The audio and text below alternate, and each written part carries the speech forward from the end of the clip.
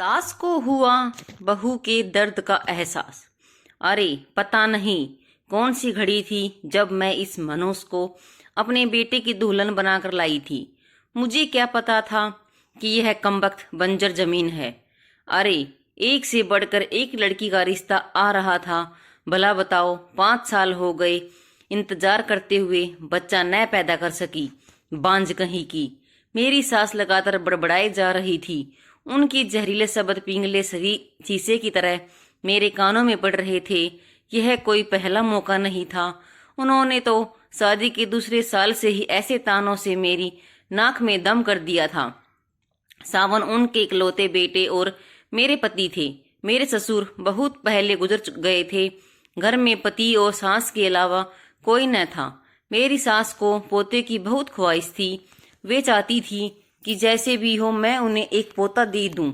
मैं 2 बार lady doctor से अपना चेकअप करवा चुकी थी। मैं हर तरह से सेहतमंद थी। समझा बुझाकर मैं सावन को भी डॉक्टर के पास ले गई थी। उनकी रिपोर्ट भी बिल्कुल ठीक थी। डॉक्टर ने हम दोनों को समझाया भी था, आजकल ऐसे केस आम है, आप लोग बिल्कुल न घबराएं, कुदरत जल्द ही आप पर मेहरबान होगा। डॉक्टर की ये बातें हम दोनों तो समझ चुके थे, लेकिन मेरी सास को कौन समझाता। आए दिन उनकी गांज मुझे पर ही गिरती थी। उनकी नज़रों में मैं ही मुजरिम थी और अब तो वे यह खुलेआम कहने लगी थी कि वे जल्द ही सावन से मेरा तलाक करवाकर उसके लिए दूसरी बीवी लाएंगी ताकि उनके खानदान का वंश बढ़े। उनकी इन बातों से मेरा कलेजा छलनी हो जाता। ऐसे में सावन मुझे तसल्ली देते, क्यों बेकार में परेशान होती हो, माँ की तो बड़बड़ाने की आदत है। आपको क्या पता, आप तो सारा दिन अपने काम पर होते हैं। वे कैसे कैसे ताने देती हैं। अब तो उन्होंने सबसे यह कहना शुरू कर दिया है कि वे हमारा तलाक करवा कर आपके लिए दूसरी बीवी लाएंगी। तुम चिंता न करो, मैं न तो तुम्हें तलाक दूंगा और न ही दूसरी शादी करूंगा, क्योंकि मैं जानता हूं कि तुम में कोई कमी नहीं है, बस कुदरत हम पर मेहरबान नहीं है। एक दिन हमारे गांव में एक बाबा आया। उसके बारे में मशहूर था कि वह बे औलाद औरतों को एक बबूत देता, जिसे दूध में मिलाकर पीने पर वह उन्हें औलाद हो जाती है। मुझे ऐसी बातों पर बिल्कुल यकीन नहीं था, लेकिन मेरी सास ऐसी बातों पर आंख कान बंद करके यकीन करती थी। उनकी जिद पर मुझे उनके साथ उस बाबा, जो मेरी निगाहों में ढोंगी था, के आश्रम जाना पड़ा। बाबा 30-35 साल का हट्टा कट्टा आदमी था। मेरी सास ने उसके पांव छुए और मुझ भी उसके पांव छूने को कहा। उसने मेरे सिर पर हाथ रखकर आशीर्वाद दिया। आशीर्वाद के बहाने उसने मेरे सिर पर जिस तरह से हाथ फेरा, मुझे समझते देर न लगी कि ढोंगी होने के साथ साथ वह हवस का पुजारी भी है। उसने मेरी सास से आने का कारण पूछा। सास ने अपनी समस्या का जिक्र कुछ इस अंदाज में किया कि ढोंगी बाबा मुझे खा जाने वाली निगाहों से घूरने लगा। उसने मेरी आंखें देखी, फिर किसी नतीजे पर पहुंचते हुए बोला, तुम्हारी बहू पर एक चुड़ैल का साया है, जिसकी वजह से इसे औलाद नहीं हो रही है। अगर वह चुड़ैल इसका पीछा छोड़ दे तो कुछ ही दिनों में यह गर्भ धारण कर लेगी, लेकिन इसके लिए आपको काली माँ को खुश करना पड़ेगा। काली माँ कैसे खुश होगी? मेरी सास ने उत्सुकता से पूछा। तुम्हें काली माँ की एक पूजा करनी होगी। इस पूजा के बाद हम तुम्हारी बहू को एक बबूत देंगे। इसे बबूत अमावस्या की रात में 12 बजे के बाद हमारे आश्रम में अकेले आकर अपने साथ लाए हुए दूध में मिलाकर हमारे सामने पीनी होगी। उसके बाद इस पर से चुड़ैल का साया हमेशा हमेशा के लिए दूर हो जाएगा। बाबा जी, इस पूजा में कितना खर्चा आएगा? ज्यादा नहीं, 7-8 हजार रुपये। मेरी सास ने मेरी तरफ ऐसे देखा मानो पूछ रही हो कि मैं इतनी रकम का इंतजाम कर सकती हूँ। मैंने नजरें फेर ली और मैं ढोंगी बाबा से पूछा, बाबा इस बात की क्या गारंटी है कि आपकी बबूत से मुझे औलाद हो जाएगी? ढोंगी बाबा के चेहरे पर फौरन नाखुशी के भाव आ गए। वह नाराजगी से बोला, बच्ची, हम कोई दुकानदार नहीं हैं जो अपने माल की गारंटी देता है।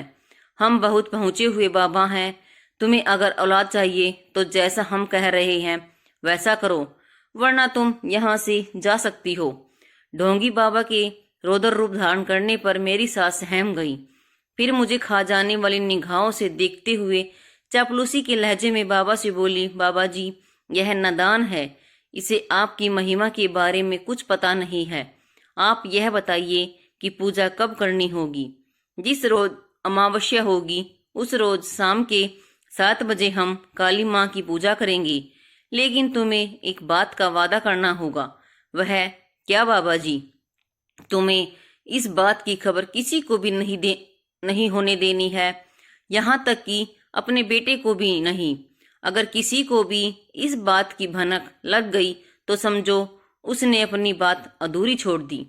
मेरी सास ने ढोंगी बाबा को फौरन यकीन दिलाया कि वे किसी को इस बात का पता नहीं चलने देंगी। उसके बाद हम घर आ गए। 3 दिन बाद अमावस्या थी। मेरी सास ने किसी तरह पैसों का इंतजाम किया और फिर पूजा के इंतजाम में लग गई। इस पूजा में मुझे शामिल नहीं किया गया। मुझे बस रात को उस ढोंगी बाबा के पास एक लोटे में दूध लेकर जाना था। मैं ढोंगी बाबा की मनसा अच्छी तरह जान चुकी थी, इसलिए आधी रात होने पर मैंने अपने कपड़ों में एक चाकू छिपाया और ढोंगी के आश्रम में पहुंच गई। ढोंगी बाबा मुझे नशे में झूमता दिखाई दिया। उसके मुंह से शराब की बू आ रही थी। तभी उसने मुझे वहीं बनी एक कुटिया में जाने को कहा। मैंने कुटिया में जाने से फौरन मना कर दिया। इस पर उसके भवे तन गई। वह धमकी देने वाले अंदाज में बोला, तुझे औलाद चाहिए या नहीं? अपनी इज्जत का सौदा करके मिलने वाली औलाद से मैं बे औलाद रहना ज्यादा पसंद करूंगी। मैं दृढ़ स्वर में बोली, तू तो बहुत पहुंची हुई है, लेकिन मैं भी किसी से कम नहीं हूँ। घी जब सीधी उंगली से नहीं निकलता तब मैं उंगली टेढ़ी करना भी जानता हूँ। कहते हुए वह मुझ पर झपट पड़ा। मैं जानती थी कि वह ऐसी नीच हरकत करेगा, अतः तुरंत चाकू निकाला और उसकी गर्दन पर लगाकर दहाड़ी। मैं तुम जैसे ढोंगी बाबाओं की सच्चाई अच्छी तरह जानती हूँ। तुम भोली भाली जनता को अपनी चिकनी चुपड़ी बातों से न केवल लूटते हो बल्कि औरतों की इज्जत से भी खेलते हो। मैं यहाँ अपनी सास के कहने पर आई थी। मुझे कोई बबूत नहीं चाहिए। मुझ पर किसी चुड़ैल का साया नहीं है। मैंने तेरी बबूत दूध में मिलाकर पी ली थी। तुझे यही बात मेरी सास से कहनी है। बस अगर तूने ऐसा नहीं किया तो मैं तेरी जान ले लूंगी। उसने घबराकर हाँ में सिर हिला दिया। तब मैं लोटे का दूध वहीं फेंक कर आ गई। कुछ महीनों बाद जब मुझे उल्टियां होनी शुरू हुई तो मेरी सास की खुशी का ठिकाना न रहा, क्योंकि वे उल्टियां आने का कारण जानती थी। यह खबर जब मैंने सावन को सुनाई तो वे भी बहुत खुश हुए।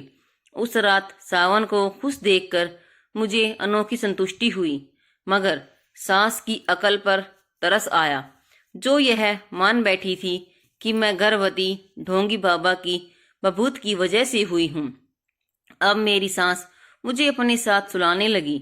रात को जब भी मेरा पांव टेढ़ा हो जाता तो वे उसे फौरन सीधा करते हुए कहती कि मेरे पांव टेढ़ा करने पर जो औलाद होगी उसके अंग विकृत होंगे। मुझे अपनी सास की अकल पर तरस आता, लेकिन मैं यह सोचकर चुप रहती कि उन्हें अंधविश्वास की बेड़ियों ने जकड़ा हुआ है। एक दिन उन्होंने मुझे एक नारियल लाकर दिया और कहा कि अगर मैं इसे भगवान गणेश के सामने एक झटके से तोड़ दूंगी तो मेरे होने वाले बच्चे के गालों में गड्ढे पड़ेंगे, जिससे वह सुंदर दिखा करेगा।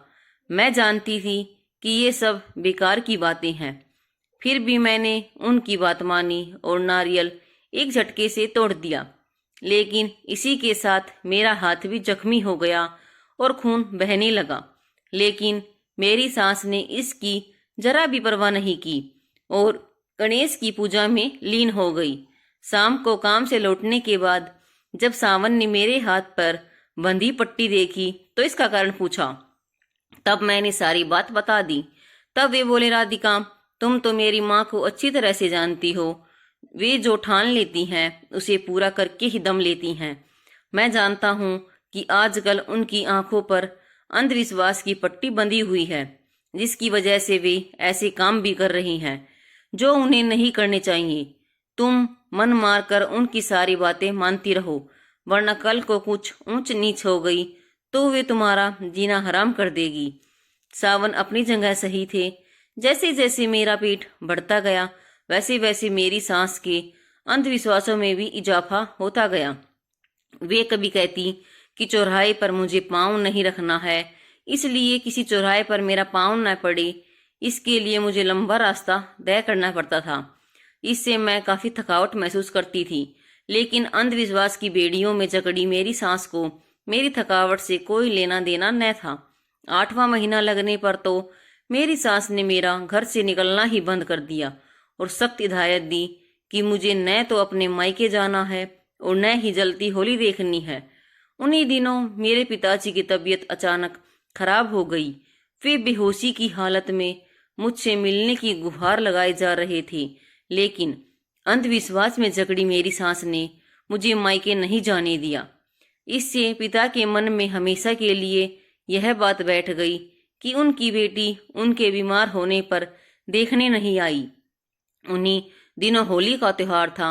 हर साल मैं होलिका दहन करती थी, लेकिन मेरी सास ने मुझे होलिका जलाना तो दूर उसे देखने के लिए भी मना कर दिया।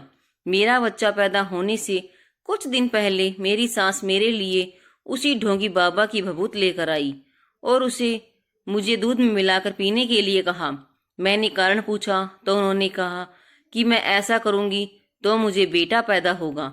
अपनी सास की अकल पर मुझे एक बार फिर तरस आया। मैंने उनका विरोध करते हुए कहा, माँ जी, मैंने आपकी सारी बातें मान ली है, लेकिन आपकी यह बात नहीं मानूंगी। क्यों? सास की भवें तन गई, क्योंकि अगर भभूत किसी ऐसी वैसी चीज की बनी हुई होगी तो उसका मेरे होने वाले बच्चे की सेहत पर बुरा असर पड़ सकता है। अरे भूल गई तू कि इसी भभूत की वजह से तू गर्भवती हुई थी। उनके लाख कहने पर भी मैंने जब भभूत का सेवन करने से मना कर दिया तो न जाने क्यों सोचकर वे चुप हो गई। कुछ दिनों बाद जब मेरी डिलीवरी होने वाली थी, तब मेरी सास मेरे पास आई और बड़े प्यार से बोली, बहू देखना, तुम लड़के को ही जन्म दोगी। मैंने वजह पूछी तो वे राज खोलते हुए बोली, बहू तुमने तो बाबा जी की भभूत लेने से मना कर दिया था, लेकिन उन पहुँचे बाबा जी का कहा मैं भला कैसे टाल सकती थी, इसलिए मैंने तुझे वह भभूत खाने में मिलाकर देनी शुरू कर दी थी। यह सुनते ही मेरी काटो तो खून नहीं जैसी हालत हो गई। मैं कुछ कह पाती उससे पहले ही मुझे अपनी आंखों के सामने अंधेरा छाता दिखाई देने लगा। फिर मुझे किसी चीज की सुध नहीं रही और मैं बेहोश हो गई। होश में आने पर मुझे पता चला कि मैंने एक मरे बच्चे को जन्म दिया था। ढोंगी बाबा ने मुझसे बदला लेने के लिए उस भभूत में सखिया जहर मिला दिया था। सखिया जहर के बारे में मैंने सुना था कि यह जहर धीरे धीरे असर करता है। 1-2 बार बड़ों को देने पर यह कोई नुकसान नहीं पहुंचाता, लेकिन छोटे बच्चों पर यह तुरंत अपना असर दिखाता है। इसी वजह से मैंने मेरा बच्चा मरा हुआ पैदा किया था।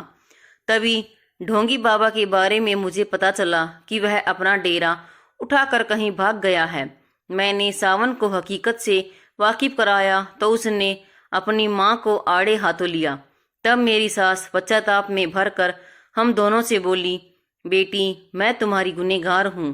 पोते की चाह में मैंने खुद को अंधविश्वास की बेड़ियों के हवाले कर दिया था। इन बेड़ियों की वजह से मैंने जाने अनजाने में जो गुनाह किया है उसकी सजा तुम मुझे दे सकती हो। मैं उफ तक नहीं करूँगी। मैं अपनी सास को क्या सजा देती। मैंने उन्हें अंधविश्वास को तिलांजलि देने को कहा तो वे फौरन मान गई। इसके बाद उन्होंने अपने मन से अंधविश्वास की जहरी बेल को कभी फूलने फलने नहीं दिया। 1 साल बाद मैंने फिर गर्भ धारण किया और 2 स्वस्थ जुड़वां बच्चों को जन्म दिया। मेरी सास मारे खुशी के पागल हो गई।